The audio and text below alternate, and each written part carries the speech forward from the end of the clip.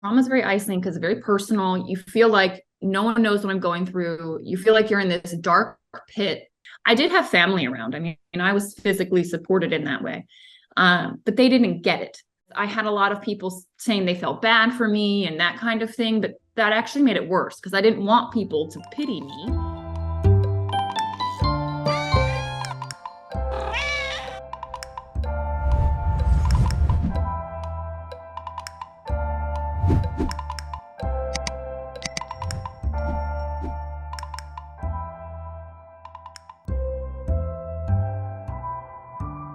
I am really delighted to be here today with a friend and a colleague, Danielle Matthews. And, you know, it's quite rare sometimes.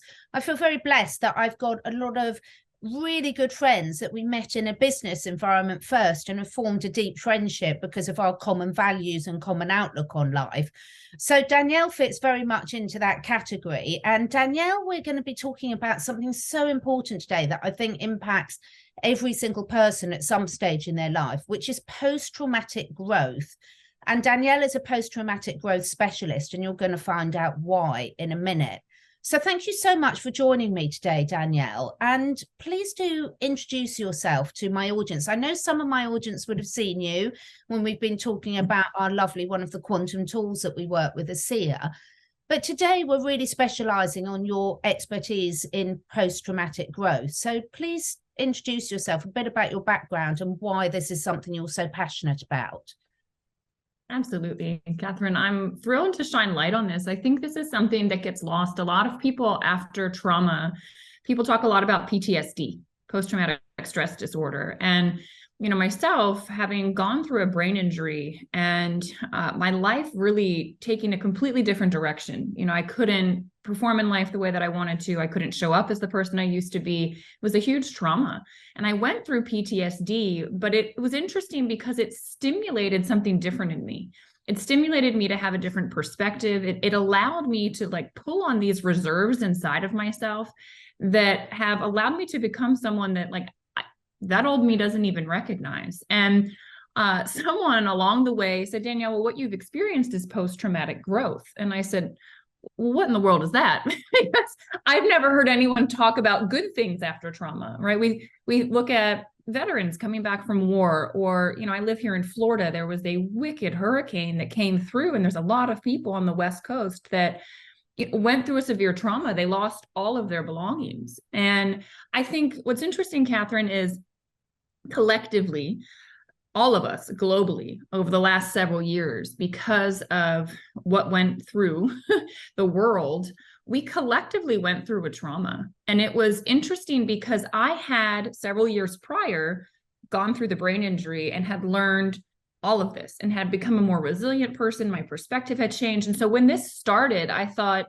oh my gosh, I'm uniquely positioned to help lead people through this and help them understand, look, just because everything is shifting and changing externally, it doesn't mean that internally you have to lose your peace. And so I really want to talk about, because now as we're coming out, the interesting thing is on the other side of trauma, you can never go back to where you were before. You can't unknow what you've gone through. And I think a lot of people collectively right now are sort of trying to figure out, like, well, who am I now and what's important? Because things have changed. Values have changed. Friendships have shifted. Family dynamics have shifted. I mean, it's been a lot that a lot of people have gone through.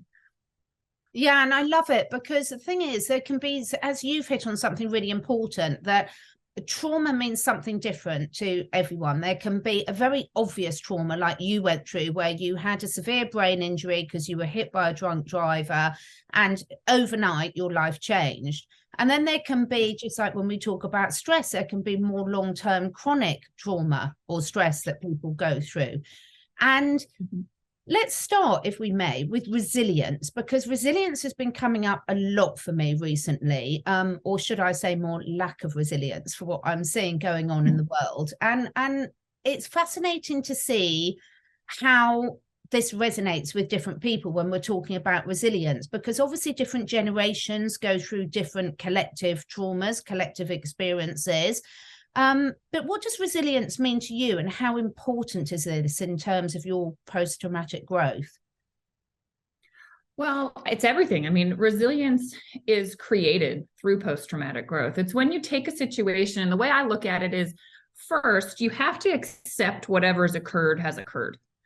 Because until you accept it, you're never going to find peace with it. Whether you're in a relationship that is, not good, it's not healthy for you, or you've been through a war and come out on the other side, or whatever it might be, a society as a whole or your individual life, you have to accept that this has occurred. And once you accept that, you start to be able to look at it and reframe it.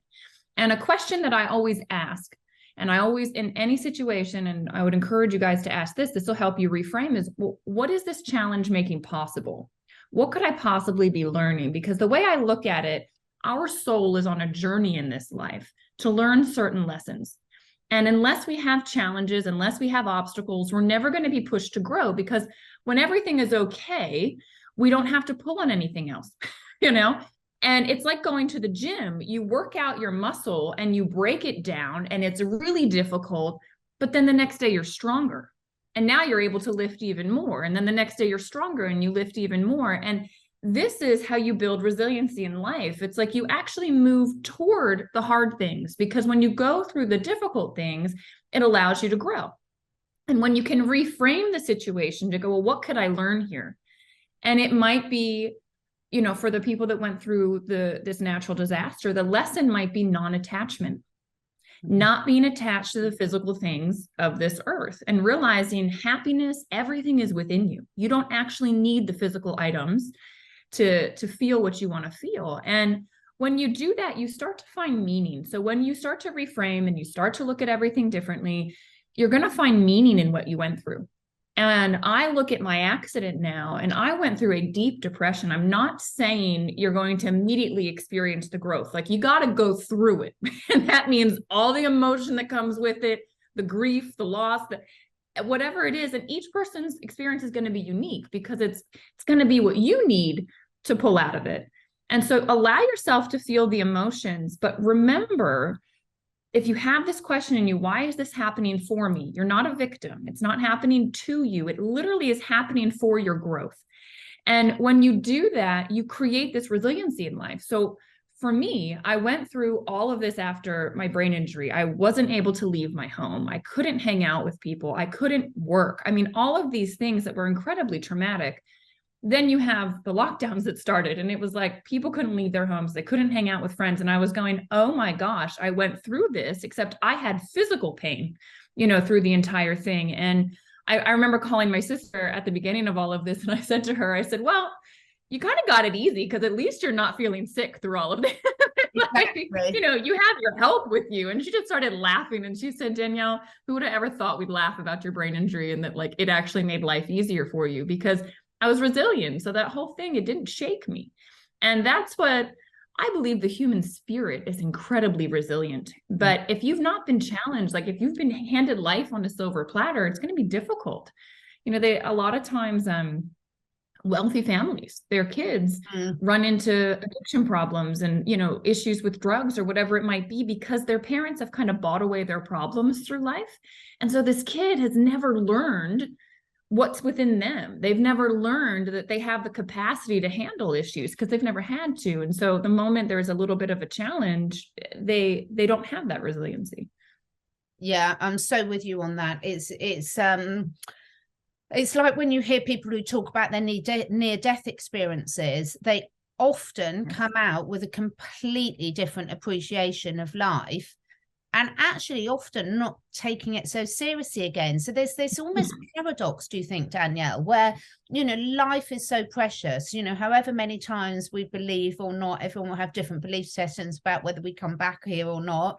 But, life is very precious, but equally not taking it so seriously. It's the age-old expression that has come up a lot over the last few years, because we've seen how fear can affect people in such different ways.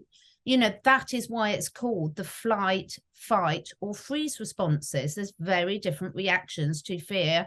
How does that play into how you see people coming out with trauma on a positive side of things? Yeah, I think that with post-traumatic growth, you go through this resiliency, and then you develop a new perspective, which is what you've hit on with the near-death experiences. It's what I realized. And I can speak to what it's been for me, but in general, I'll give you general first. A lot of people come out with a different appreciation for life. They have different relationships. They have a personal strength. And for me, it was realizing that I am connected to the divine. Like, there is a piece of me. I look at myself as a spiritual being that's here having a human experience. And when I look at it like that, it means there is a forever. I am eternal.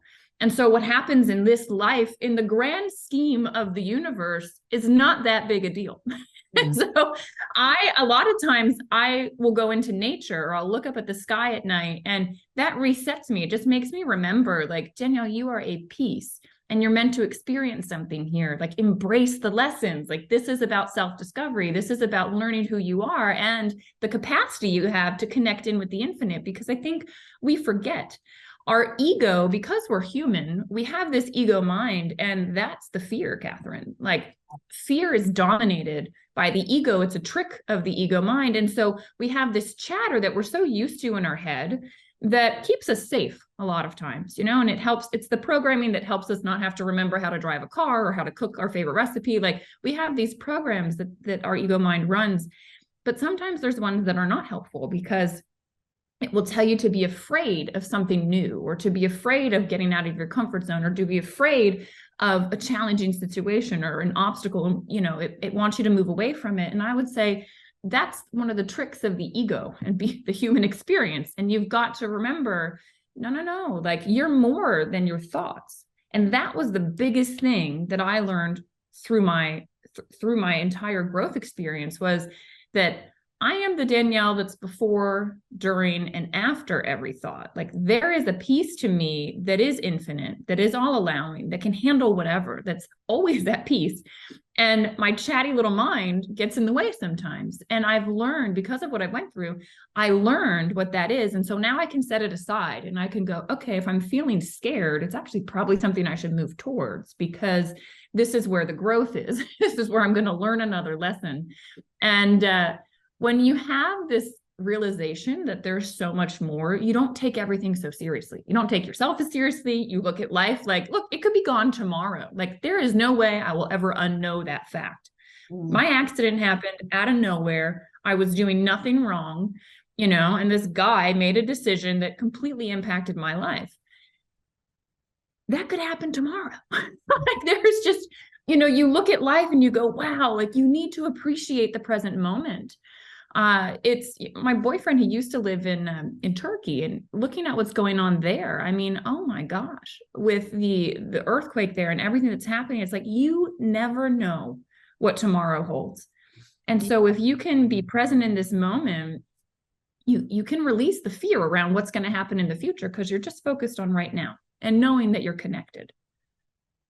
Yeah, it is so important. How do you think, so there's lots of different approaches to dealing with trauma and stress in people's lives. So before we get on to the next question, how do you describe, what is post-traumatic growth? How would you describe that to people? I would describe post-traumatic growth as having gone through something that shifts you at your core, right? Whatever the trauma is for you, it's going to look different. It might be physical, like it was for me. It might be a relationship. It might be the loss of a loved one. It might be coming back from war, a natural disaster, something that shifts the core of your being and moves you into a space where you now have to look at life differently. You gain a different perspective. You realize the strength you have within. You develop this resiliency inside of you. You start to appreciate life differently. That's post-traumatic growth. It's moving through it, and it's shifting the experience. I call it transmuting it, right? Changing it, using it to fuel something, where a lot of people fall into getting stuck into story. And that's where PTSD, they bounce around in this space. And I get it. I was there, and there are therapies. I did EMDR. It was incredibly helpful to help me release, what was continuing to trigger me. And you have to deal with the trauma. So I'm saying you got to move through it. And so there's a lot of people specialized to do that, but a lot of people get stuck in that space. and they're just oscillating in a very low energy, a very low vibration, and they're constantly in this fight, flight, freeze response because of what got triggered. They haven't realized that that actually triggered them to try and teach them. It was meant to be the thing that pushed them into realizing you're capable of more. You can handle this and well beyond. Like, so I think, honestly, Catherine, when people they have a trauma in their life, I think it's beautiful. I'm like, well, you've been chosen to go to the next level now in your life, because now you're having to, there's no way to avoid it. Like, you have to eventually take the test. Yeah. And I would say the trauma is the test. And when you go through it, you come out on the other side, you pass when you realize, oh, like it was all within me. And then you have this resiliency, you have this different perspective, you create deeper relationships. You know, you look at life with fresh eyes, and that to me is post-traumatic growth. And this is what I want to shine light on, because people get stuck in the story, they get stuck in the trauma, and they don't realize it was happening for their benefit, and they've got to move through it. And I think collectively, there's a lot of people that are not sure, because on the other side, it's a little confusing what to do and where to go. But keep going within is what I would say, and keep asking the questions. What am I supposed to learn? You know, what's the lesson in this for me? Now, this was my next question that you've already partly covered. So there's a fine line, isn't it, between having to move through and accepting that you've been through a trauma and you need to go through those stages of addressing that, but keeping yourself there and that resonance. So from what I understand, you had a lot of very good support around you from family members and things to go through that phase. Some other people, and I'm thinking of one of my friends in particular, went through a major physical trauma and hasn't got a lot of support around them. How important is that in terms of being able to move through from the post-traumatic stress to the post-traumatic growth stage?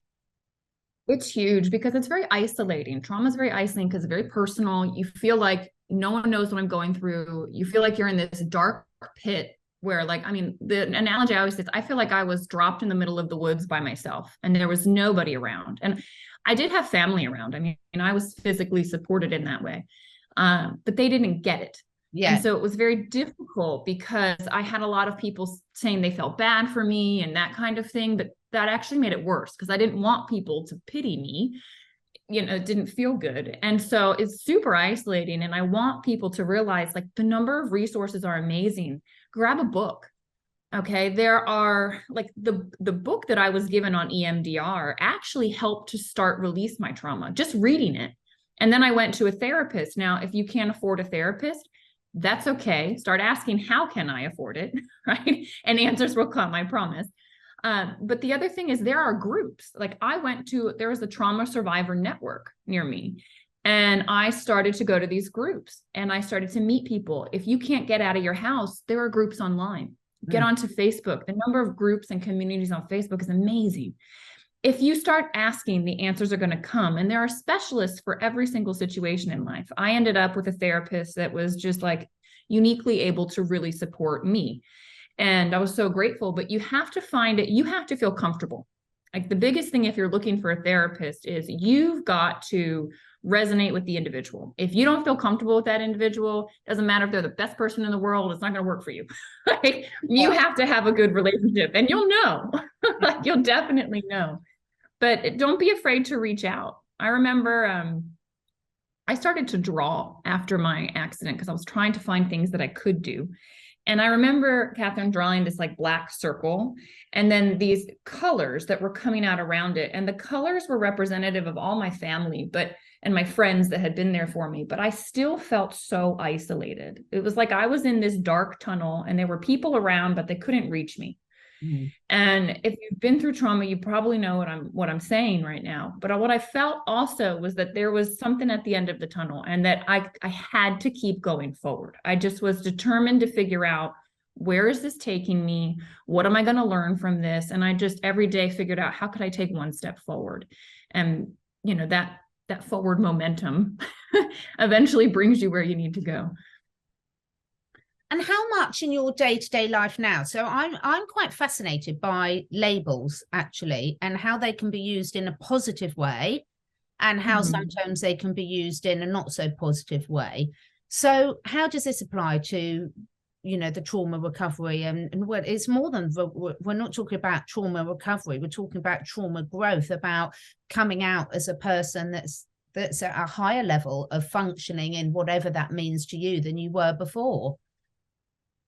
Yeah, Catherine, that's it. And that's why I want to shine light on this, because where you put your attention, energy flows.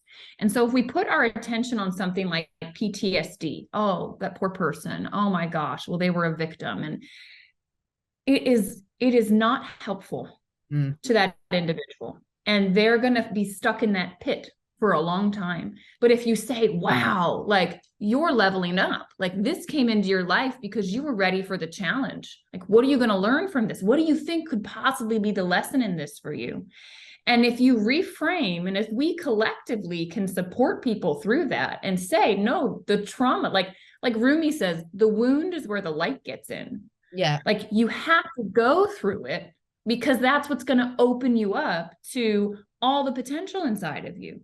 And that's where the lessons come in. And it's like, if we can say, look, you're going to grow through this, and you put the focus on that, it's going to shift that person's thinking. It can pull them out of, you know, feeling like the victim, feeling like this happened to me. And when you shift into, oh, it's happening for me, like, oh, I'm going to be learning something here. What in the world could I possibly be learning?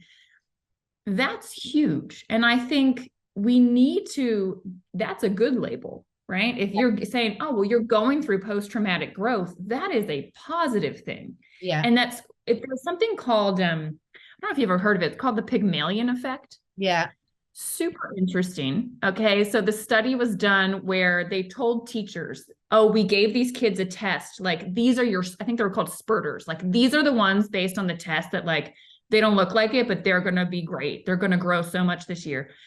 And they told the teacher this, gave them the names. At the end of the year, those kids had spurted. That was the term. And then they told the teacher there was nothing different about those kids on that test versus the other kids. But the reason they grew was because the teacher had this expectation. Well, you've got it inside of you. We've got to pull it out of you. And so they rose to that.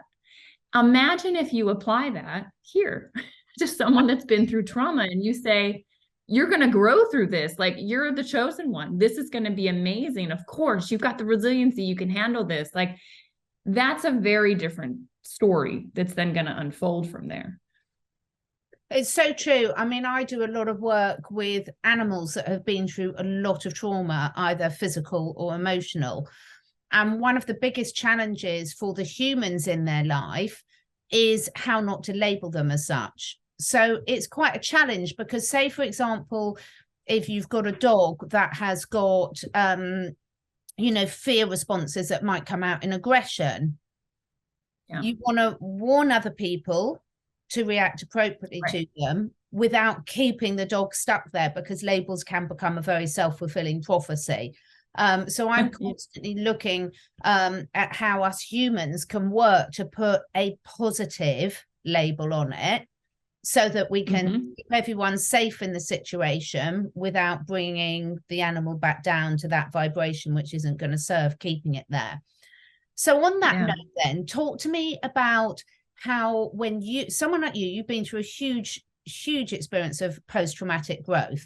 What about for loved ones who might not have directly suffered the trauma, but are obviously suffering their own form of trauma? You know, I'm a mother. You know, if my daughter went through something like you have, I would find that incredibly traumatic.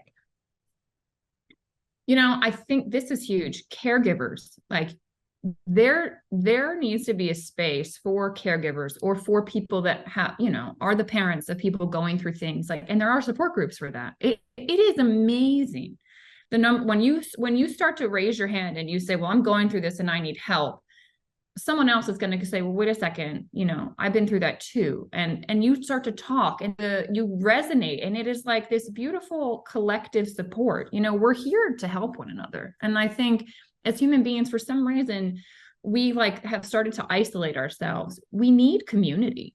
You need that supportive structure around you. And so what I would say is reach out. You know, if it's a family member that's going through a hard time, your family might not be the support network this time. You might have to go outside of the family to get the support you need to then bring it into your family. Yeah. And again, like Google about it. Or this, like, there's so many books now, there's so many podcasts, there's so many amazing people on YouTube. There's examples that you can pull from and learn from and go, because like as you read a book, it's like so much can come through because you're going to get the message you need right now for the situation that you're in. And so I would say to whoever that is, like, again, you're not alone and it's okay to ask for help. I think sometimes we like forget that we can ask for help. At least that's an issue I've had in my life before. Like, I think, no, I got to figure this out on my own. Like, no, sometimes you need support and it's okay. And people love to help. Like, how many of us love to help somebody? Like, it makes us feel so good. And for some reason, though, we don't realize, like, oh, through asking, I'm going to actually help somebody else feel really good because they're going to be able to help. Like, we forget that. It's kind of funny. It's so important, isn't it? And I think with what everyone's been through, you know, on whatever level that might be for them as individuals and their families or loved ones, that asking, it's really important, because I see a lot of frustration coming out, particularly in the online community, where actually that simple shifting and reframing the question about, oh, okay, that's interesting. Where do I need help? What can I do about it? Can just change, but it can be a complete life changer for people. Oh, it totally can. I wrote an ebook kind of about this experience. And one of the things I talk about in it is that we have to realize that life is unfolding for us. Every situation, every person we come in contact with. And the way I view it, I had a mentor tell me, one of my spiritual teachers tell me, she used the analogy of like, it's like people are wearing sunglasses. And so they've got these sunglasses on that are not allowing them to see the situation for what it is, but the situation has occurred because it's trying to trigger the person to realize, no, you've got these sunglasses that are making you feel not heard, or making you feel like you're going to be abandoned, or making you feel like you're not worth it, or you're not good enough. And if you just realize that what's happening is for your benefit, to make you reflect, to make you go inside and go, wait, what's going on here? So you can take the sunglasses off and you can release some of these limiting beliefs. You can learn the lessons that life is trying to teach you and why your soul is here, you know, on this journey of self-discovery. But if you don't embrace the challenge and see that that's why it's unfolding, like, you'll miss it. Or you'll just complain to everybody around you about, oh my gosh, you know, my child's going through this and that, and it's terrible, and woe is me. And like, no one wants to be around that energy after a little while. Like, you'll get some sympathy, you know, initially, but then it's like, oh my gosh, like, get out of the story, learn from it, grow from it. You know, you got to figure out what you're holding on to here. And I think that analogy for me was like, oh, like, it's so helpful. And again, it adds this level of not taking life so seriously. When I just look at things and go, wait a second, like, what sunglasses am I wearing? Yeah. Like, why am I getting so upset here? Like, let me take them off. You know, what's going on? It makes life a little bit easier to kind of move through, and almost more like a game. Yeah, I love it. I bring it into game. You know, I use it a lot about, you know, have I just picked up that heavy rucksack again, you know, full of bricks? Why don't I put it down? In this life, I'm not a tortoise and I'm not a snail. I don't have to carry it with me. And I think, you know, this is really important. And having conversations like this is knowing that, you know, no one else can do it for you, can you? You've got to reach out, as whether you're recovering from an addiction, whatever the situation is, you have to take that step and reach out. Oh, it's so true. And that's, again, it's because you're supposed to grow. Like, you have to take the test, and only you can take the test. Like, you're the one that has to go through it and come out on the other side. And then you'll realize how many other people have been through it. And you can, like, you know, share stories and swap stories about, wow, like, I went through that and this is how I felt. Oh my gosh, you had a similar thing. It's amazing. And I'm laughing, Catherine, because what you just said about the tortoise and carrying stuff. I have a really good friend. His name's Bob Sima. He's an incredible musician. I think he's just now about to release his 10th album. And he just intuits down the lyrics, and they are so deep and so impactful. And he has this one song, and one of the lines in it says, let me think about it real quick. It was, these mountains that you carry on your back, You were only supposed to climb. And it's this beautiful song about exactly what you said. Like we take these burdens and we carry them, and they make us like feel just stressed out and overwhelmed, when the reality was, no, you were just supposed to like climb the mountain, to realize you could and to get stronger as you go up it, not to bring the baggage with you, like leave that behind. Yeah, absolutely. So in terms of, if someone's feeling that they've been through trauma or a loved one, let's just recap some of the main advice that you would like to give them about what next. So I would, again, that Pygmalion effect, I would help the person, right, handle whatever emotions. If you need a professional, or you need to, integrate some self-care or meditation, figure out what's going to be supportive to get through the emotional stuff, but continue to help reframe it for the person. Continue to shine the light on, wow, like you're going to go through some beautiful growth here. Like there's something beautiful that's coming out of this. There's going to be a phoenix rising from the ashes here. And, doors are closing, but another one's opening. I wonder where it's going to take you. And allowing the focus to be on that, not, oh, I feel so bad for you. And yeah, it's not fair. And you didn't deserve that. Like it's not productive. It's not going to get anybody anywhere. There's a beautiful, it's a Japanese tradition. I might mess up how they pronounce it, but it's called kintsugi. Yeah. And it's interesting. So when pottery breaks, right, they repair it with gold. And it's like, that to me is like, that's post-traumatic growth. that is, wow, yes, we break, but we come back stronger, more beautiful, better for it. Right. And you have this beauty that you would not have been able to have unless you had broken, the wounds where the light gets in. Right. It's just, I think if you can help whomever see that, you're going to be supporting them in a major way, and not kind of getting down into the pit with them and going, oh, I feel so bad for you, because now you're both down in the pit. If you stand on the outside and say, wow, like it's going to be beautiful when you come through this, like keep climbing up. Like I see the sun, you're going to see the sun soon too. It's going to be more helpful. And if it's you that's going through it, listen to this again and again, ask yourself, reflect what you can learn, seek out the support that you need. You're not alone. I know it feels lonely, but you're definitely not alone. Yeah, I think that's so important, but because by encouraging people to see the growth, you're not just diminishing the fact that they are really going through something. You're just not keeping them in that place of, you're acknowledging it, but not suppressing them and down there. It's so, so important. And this applies to, people that have got animals in their lives that have been through trauma as well. I absolutely love it. I've got so many questions as well, so perhaps we could do a part 2 on this. I'd really encourage anyone who's listening to this, please ask your questions below, because both Danielle and I will be keeping an eye on those. But Danielle, so how can people find you? Tell us about your websites, how they can connect in with you.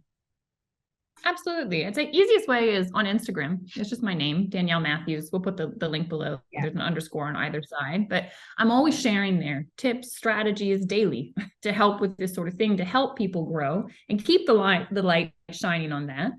And if you're interested in the ebook I mentioned, or connecting in, I've got meditations, other things. The link in my Instagram bio will take you there. Or my website is brainbodyself.com. And everything I put out, guys, the intention is just that it reaches those that need it to help you on the path. Because I've walked it, and I wish I had somebody sooner tell me about the growth piece of what I was going through. I wouldn't have felt so alone and out in the woods.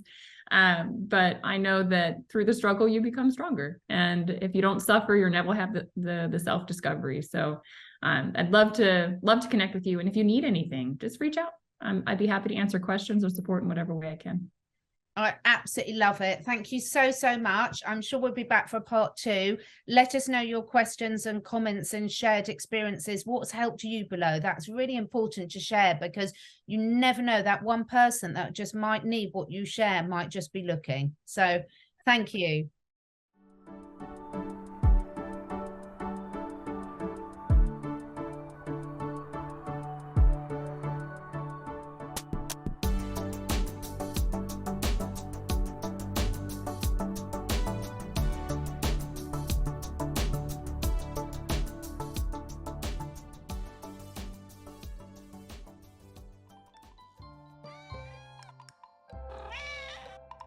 Thank you so much for taking the time to listen. And if you feel inspired, please do share with your friends and family. My goal is to inspire as many people as I can to live their best lives, to stay curious and to raise their consciousness and that of the collective. So to do this, I need to reach as many people as possible, and this needs your help.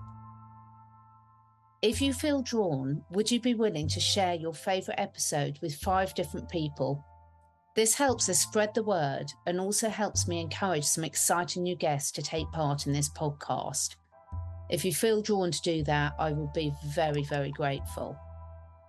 All the links and discount codes where applicable for all the products that I support are on my 2 websites, catherineedwards.life and catherineedwardsacademy.com. All of the products are personally tried and tested by me, my family, and my clients. And finally, please do press the follow or subscribe button, depending which platform you're listening on. And above all, stay curious and stay free.